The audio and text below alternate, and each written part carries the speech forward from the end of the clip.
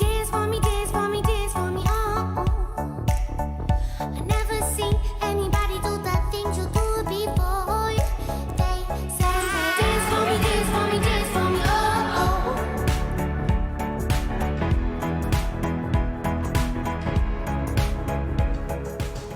Bonjour à toutes et à tous, merci à vous de nous rejoindre sur France 3 Bretagne. Notre invité du jour est producteur de films d'animation et de documentaires. Sa boîte de production, Vivement Lundi, fait partie des premières créées en Bretagne. Merci Jean-François Lecor d'avoir accepté notre invitation. Vous avez choisi ce matin d'inviter Céline Dréan, réalisatrice. Votre dernier film, Tous nos vœux de bonheur, est actuellement diffusé en Bretagne dans le cadre du mois du film documentaire. Frédéric Paulin, vous êtes écrivain. Votre dernier roman, La nuit tombée sur nos âmes, est publié aux éditions Agulot Noir. Auteur que vous appréciez très particulièrement. Vous nous raconterez pourquoi dans quelques instants. Et en duplex, Charlotte Levalégan, vous êtes coprésidente de Films en Bretagne. Alors Jean-François Lecor, vous êtes donc producteur.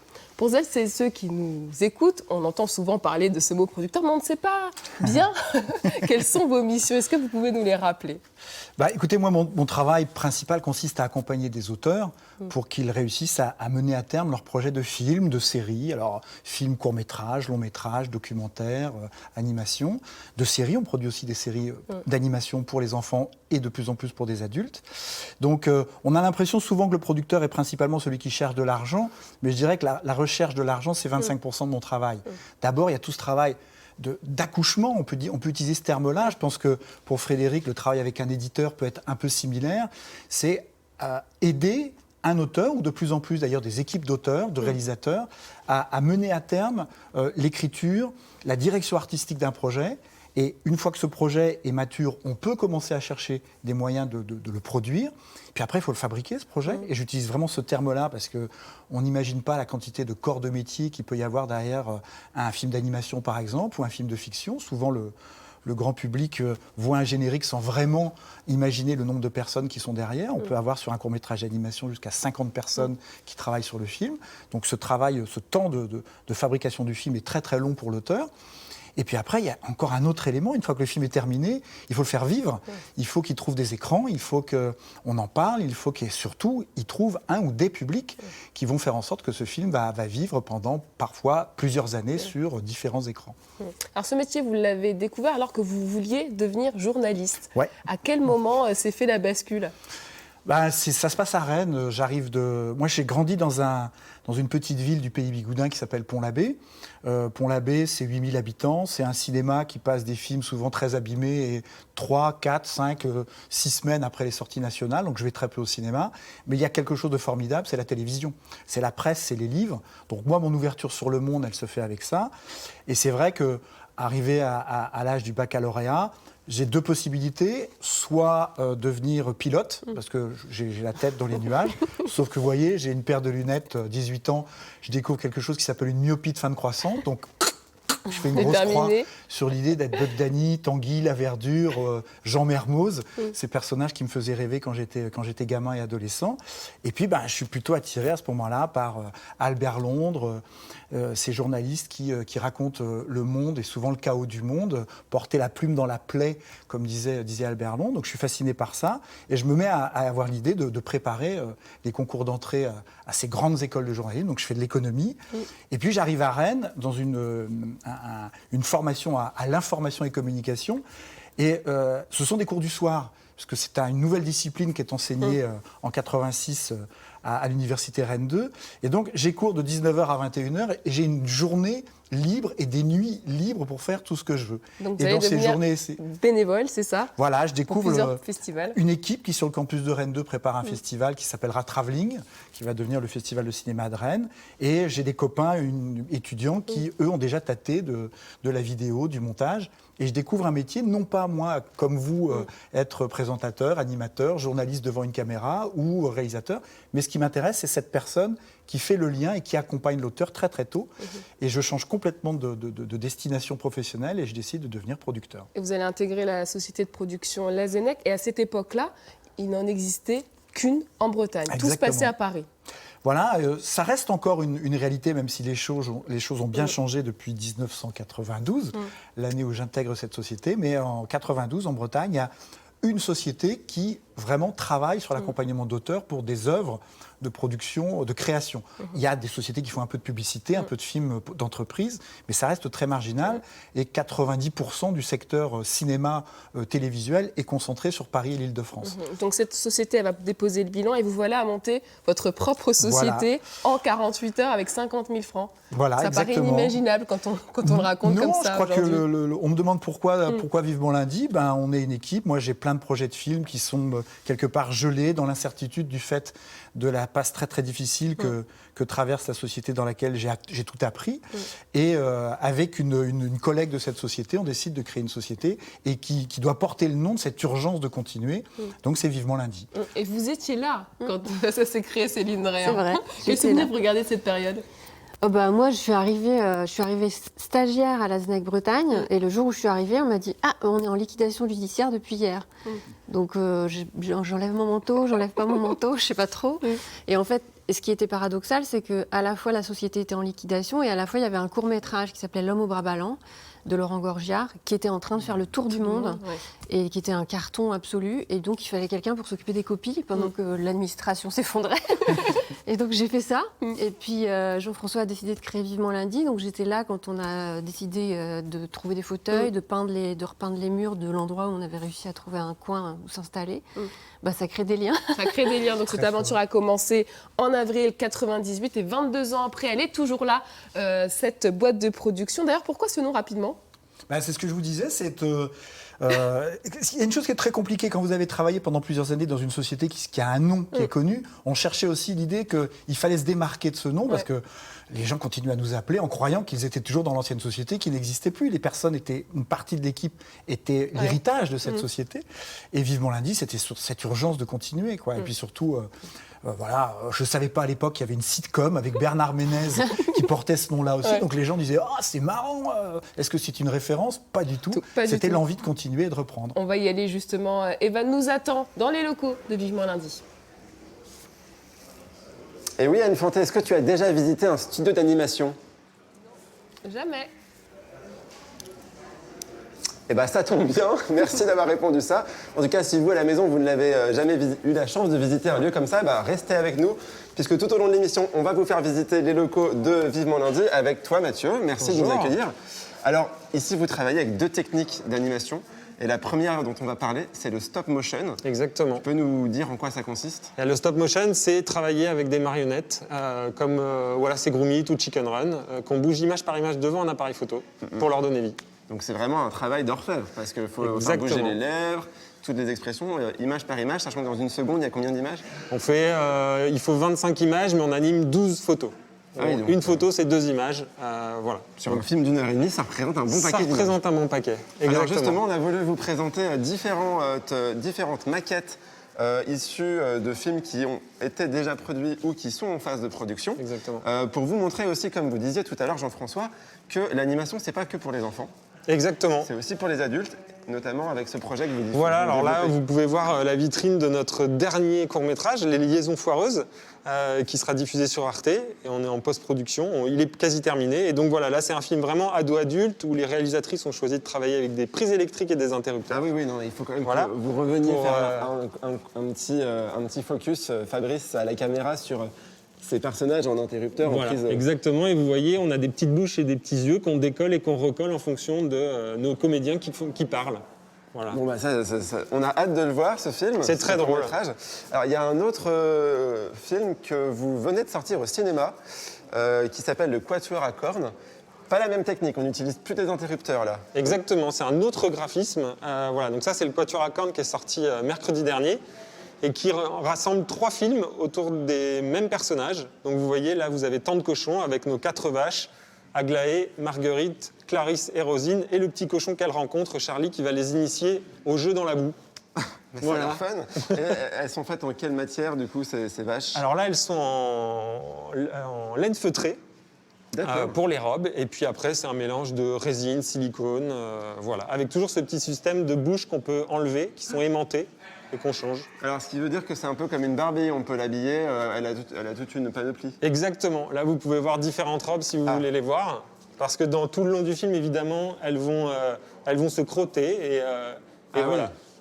Alors, ça, c'est un travail d'orfèvre, on en parlera tout à l'heure puisqu'on ira voir là où sont fabriqués ces costumes. Il y a aussi un film qui vous a valu d'être nommé aux Oscars, Ouais. c'est carrément la classe. Ouais. Et vous avez ici une petite représentation du décor, c'est quoi l'histoire? Alors là, c'est un autre film pour adultes, c'est Mémorable de Bruno Collet, qui raconte l'histoire de Louis, qui est peintre et qui est atteint de la maladie d'Alzheimer, mais qui ne veut pas encore l'accepter et qui, grâce à l'humour, à des pirouettes, réussit à le cacher à sa famille, excepté à Michel, évidemment, sa femme, qui, elle, l'accompagne jusqu'au bout. Et ce film, il a été aussi présenté au célèbre festival d'animation d'Annecy. Exactement, où on est très heureux parce qu'on a fait un triplé historique et il a gagné 3 prix, dont le Grand Prix du court-métrage. Bravo. Voilà, merci. Bon, et ben maintenant, on va se retrouver dans une poignée de minutes pour vous faire découvrir les studios où sont tournés ces films d'animation. Vous allez voir, c'est un vrai travail d'orfèvre. Ne ratez pas ça, à tout à l'heure. Evan, donc chez Vivement Lundi, on produit à la fois des films d'animation, des documentaires, finalement deux styles, deux formats assez différents. Qu'est-ce qui vous anime le plus, vous personnellement, Jean-François Lecor, plutôt le réel ou l'imaginaire Moi, j'ai besoin des deux. Au fil des années, c'est ce dont je me suis rendu compte. Moi, je suis arrivé sur les deux écritures, parce qu'on ne parle pas de genre, ce sont plutôt des écritures, par des auteurs. Mais petit à petit, au fur et à mesure que je produisais d'un côté de l'animation, où on a une forme de liberté totale, on peut totalement créer un univers. À partir du moment où on a une idée, on le fabrique. C'est juste une question de talent, de budget souvent, mais on peut partir de zéro et inventer un monde. On voit ces deux jeunes créatrices qui travaillent à partir de prises électriques. Les liaisons foireuses, c'est l'histoire d'une soirée d'adolescents où on travaille sur la pression du groupe sur une soirée adolescente. Elles ont tourné dans une pièce qui est grande comme celle-ci, à deux pendant 5 mois. Mais elles ont tout fabriqué, les marionnettes, les décors. Le documentaire, on dépend du réel.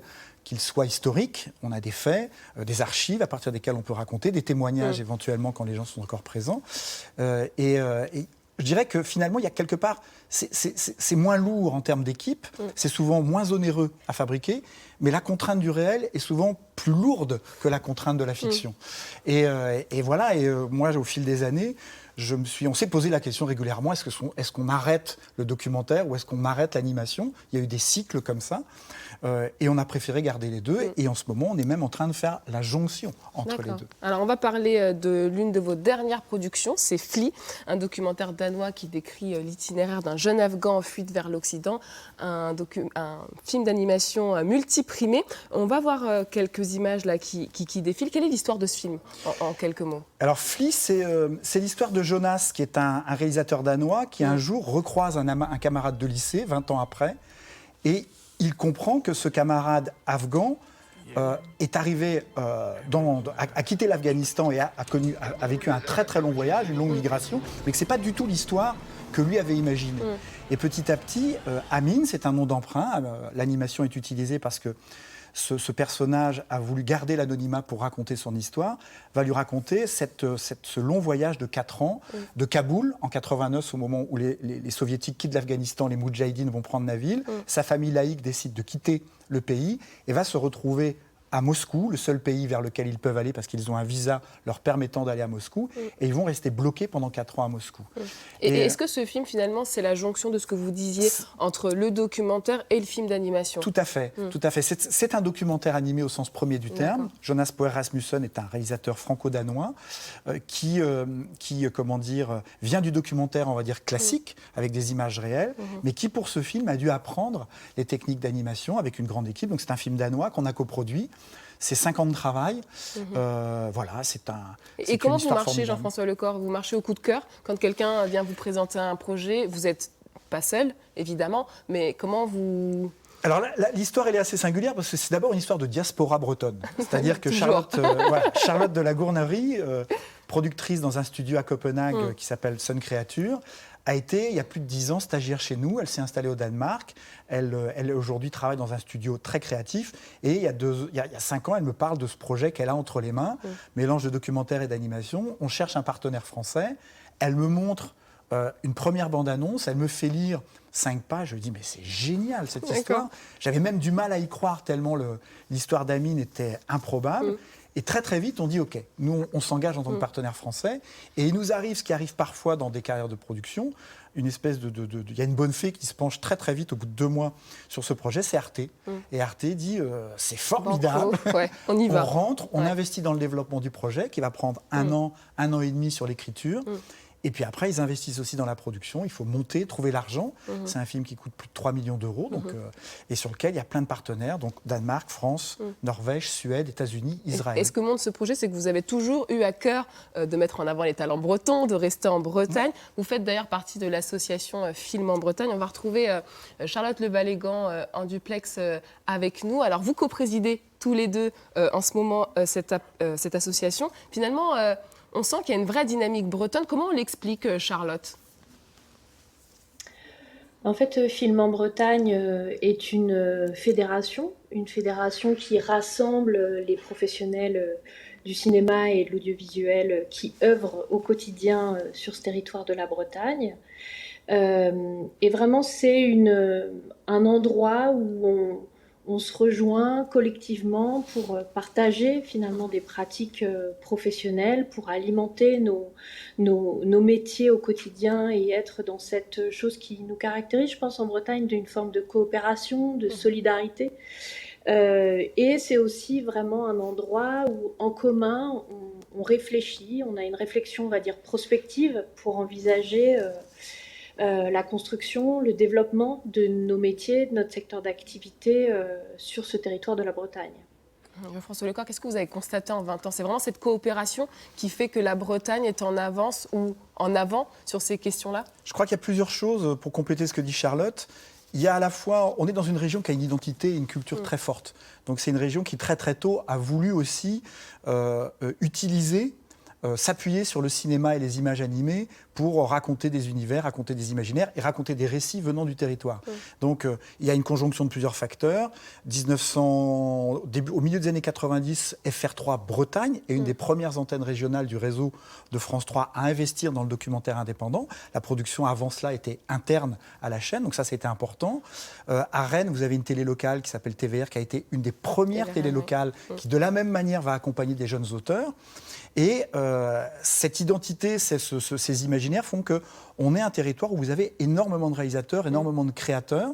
Et donc, pendant plus de 20 ans, on a travaillé avec Film en Bretagne, avec la région Bretagne qui nous accompagne aussi à organiser tout ça. Et surtout former, faire en sorte que le niveau monte et qu'on arrête d'être quelque part les cousins de province éloignés qui de temps en temps avaient le droit d'aller à Paris parler de ce qu'ils faisaient, qui étaient souvent méprisés. Et créer une vraie place en Bretagne. Peut-être une dernière question, Charlotte Levallégan. Qu'est-ce que bouscule finalement la crise sanitaire que nous traversons ? C'est assez paradoxal ce qu'on vit avec cette crise sanitaire à l'échelle, on va dire, de notre territoire, parce que bien évidemment, la question de la diffusion par rapport aux festivals qui ont dû être annulés, transformés en ligne, des salles qui ont été fermées, etc., crée une vraie problématique pour que finalement les spectateurs bretons rencontrent les œuvres qui sont pensées, fabriquées ici en Bretagne.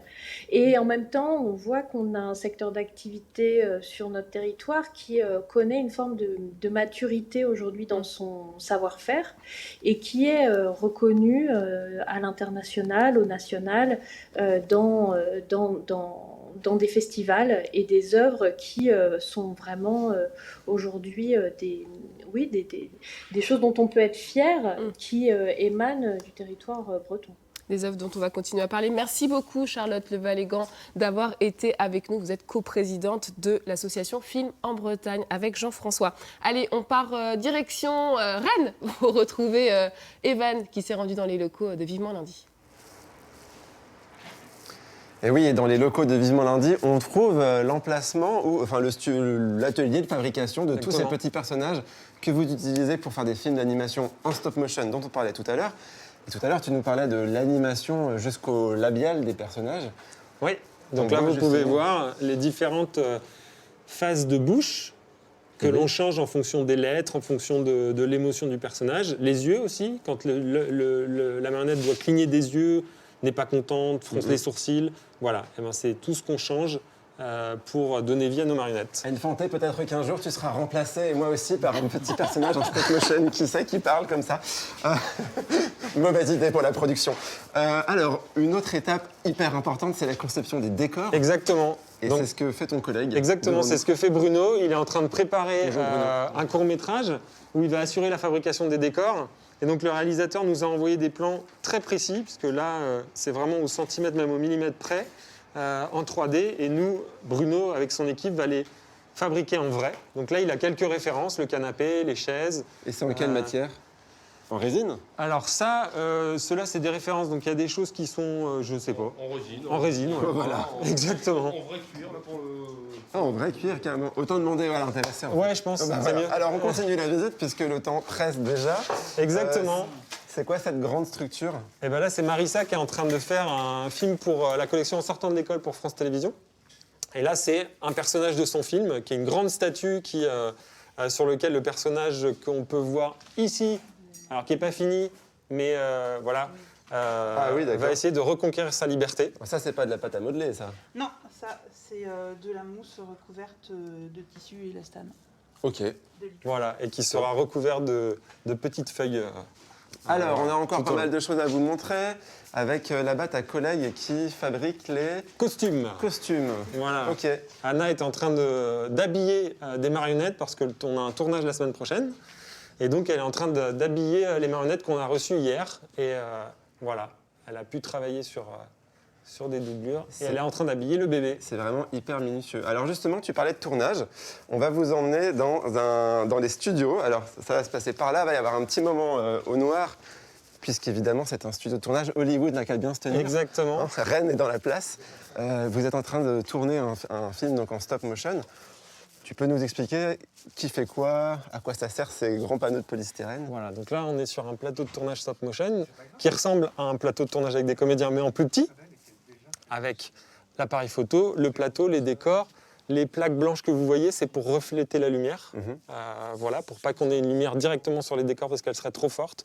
Donc on la met sur du blanc et ça reflète vers les décors les Et personnages. alors derrière ces panneaux, on peut pas vous montrer l'intérieur parce que c'est un film archi confidentiel. Je suis désolé. De tournage.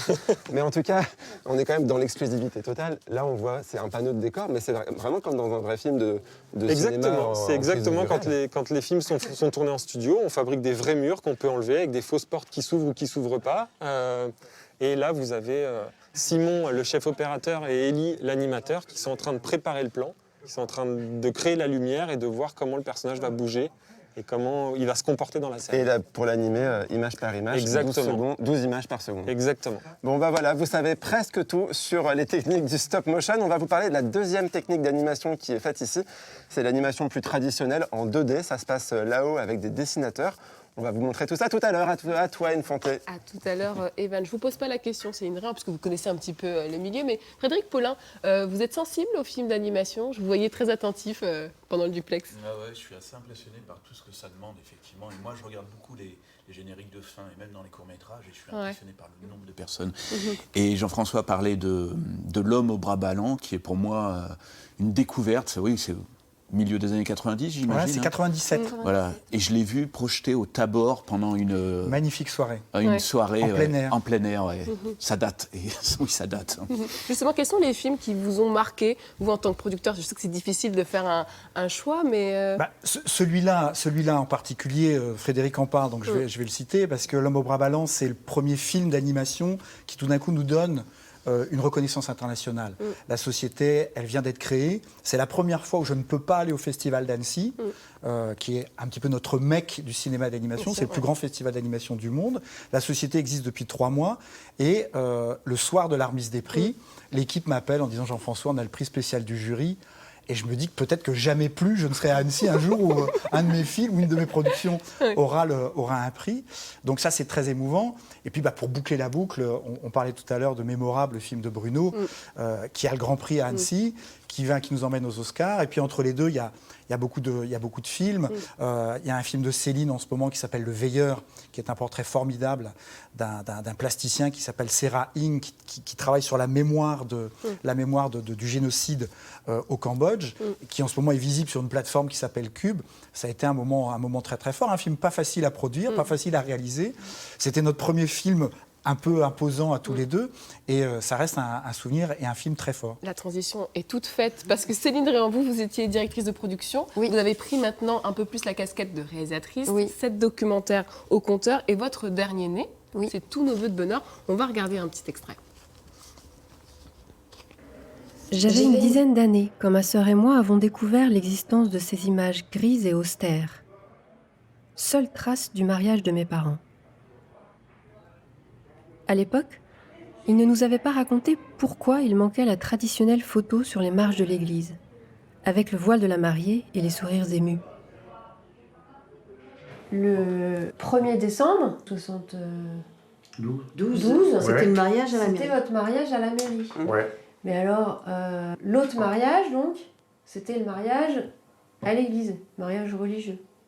Oui, c'était une autre date, c'était pas du tout le même jour. Oui, puis ça n'avait pas du tout la même réalité pour nous parce que on n'avait pas droit aux témoins, encore moins aux photos, donc on n'a absolument aucune trace de ce jour-là.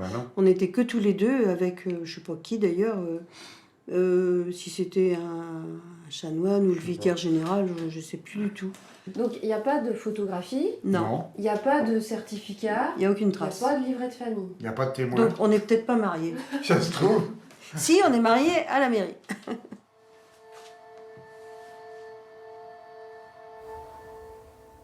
Tous nos vœux de bonheur. Donc ce sont vos parents que l'on a vus à l'instant à l'image. Qu'est-ce que vous aviez envie de raconter avec ce film ?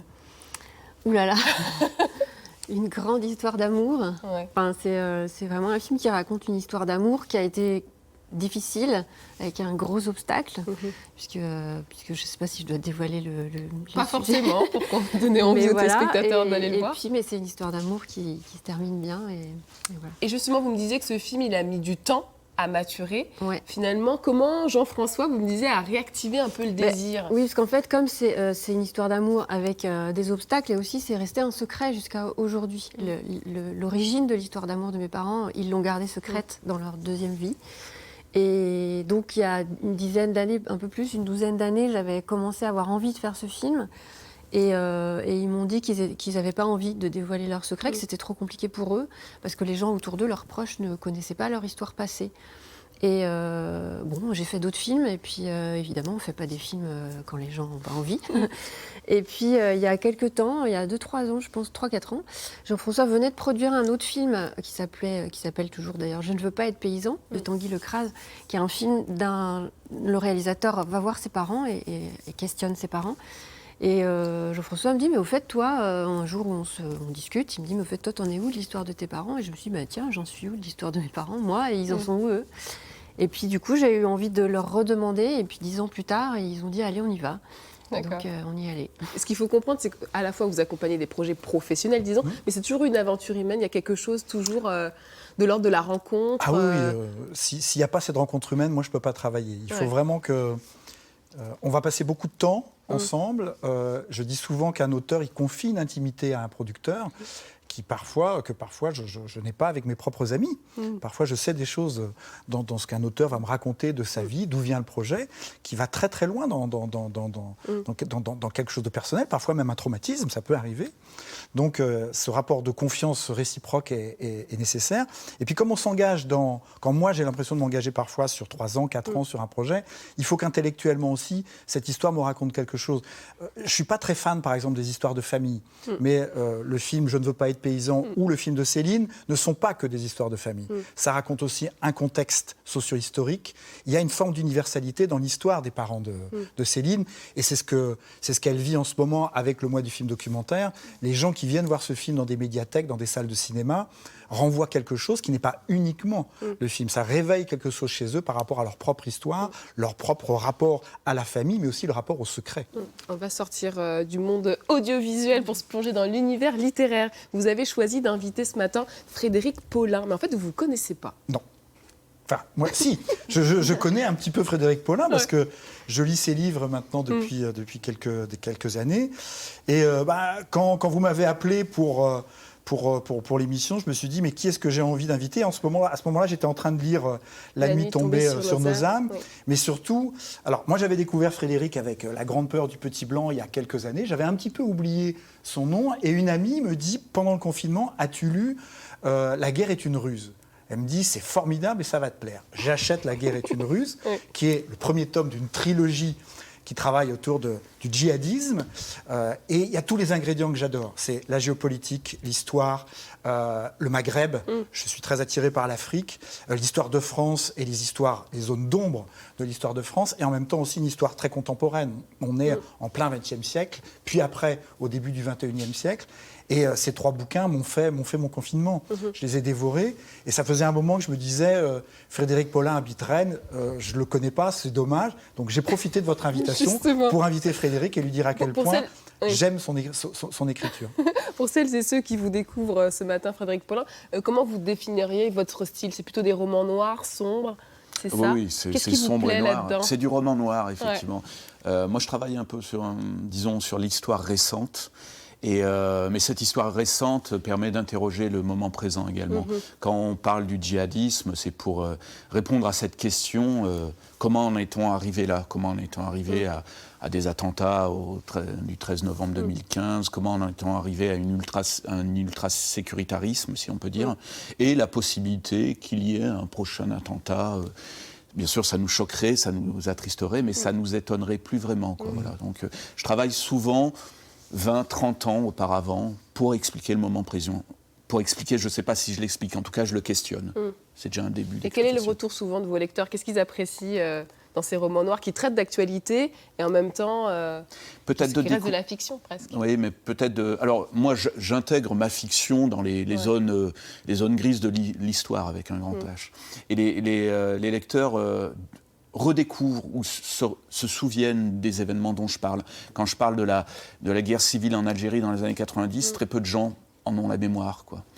Mis à part la diaspora algérienne qui habite en France et ça a été un traumatisme pour elle. Mais quand je parle dans le dernier des événements de Gênes en juillet 2001, en marge du G8, 500 000 altermondialistes qui se pointent à Gênes, et bon voilà. Il y a des morts, il y a des actes de torture, il y a vraiment une violence lourde. Les gens s'en souviennent pas. Les gens ne s'en souviennent pas. Je leur rappelle des choses comme ça, souvent. Il y a peut-être des ponts à faire entre films d'animation, univers sombre, noir, Jean-François Lecor. Les univers, l'ensemble des univers de Frédéric se prêtent à différentes formes d'adaptation.